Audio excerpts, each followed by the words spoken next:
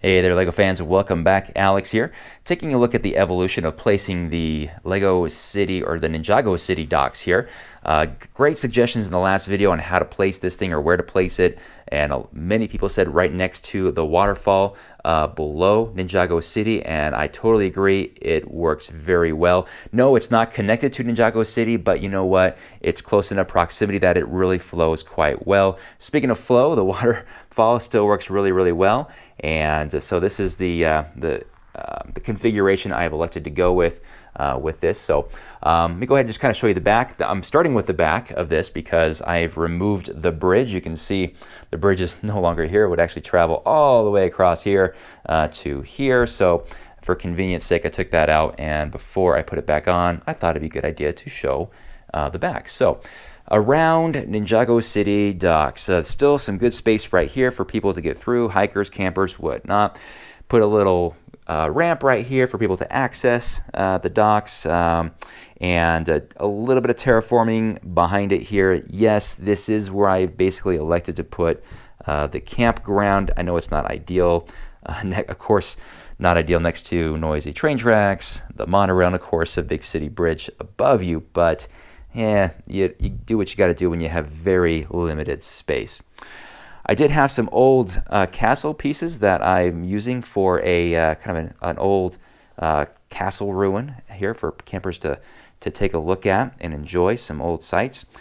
At the end here, I put in a lot of these brown tiles here to kind of just decorate this at the edge so it's not just this abrupt end, although it still does look like an abrupt end, but I didn't want to take too much space because there's not a lot of space to get through here. The lake is kind of divided into two small lakes. There's kind of like this launching area here for campers to launch their fishing boats, and then they can go into the larger area here. And yes, I had to take all of these elements out again with the vacuum to get this all worked out, and I just put them back in.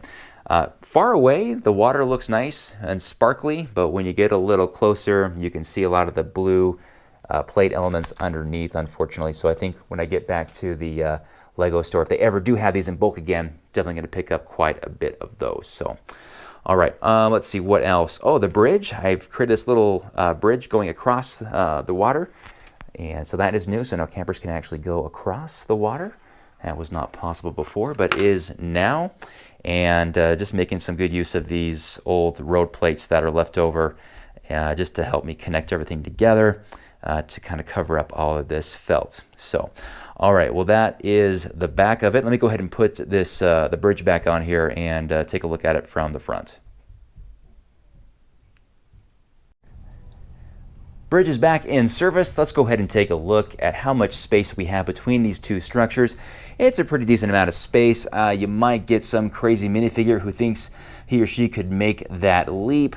I'll probably think of doing like another ramp, because if you think about it, I don't have a good way for somebody here to get to here unless I were to create some sort of walkway to either side there. So I'll have to think about doing that in the near future.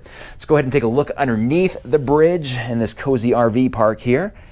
And yeah, it looks actually quite nice and peaceful in here, with the occasional train passing by, and of course the cars up above.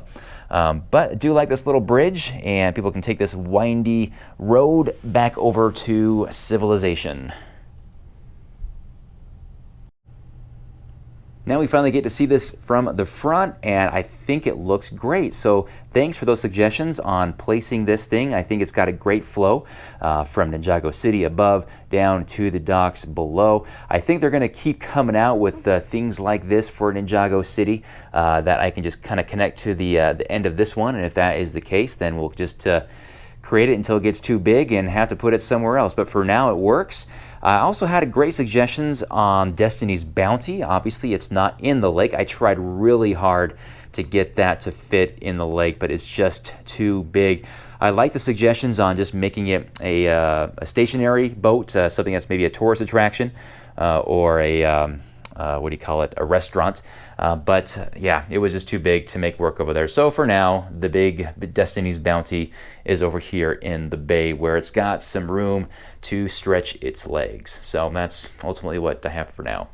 All right, I think that's it for now, guys. I'll have some more updates here soon, including the downtown area, which is there's a lot more than just moving those buildings around. So I'll have that here for you in the near future, among other things. But for now, this project is finally done. Time to move on. So let me know what you guys think of this placement, and we'll see you guys again here in the very near future. Till then, we'll see you. Bye-bye.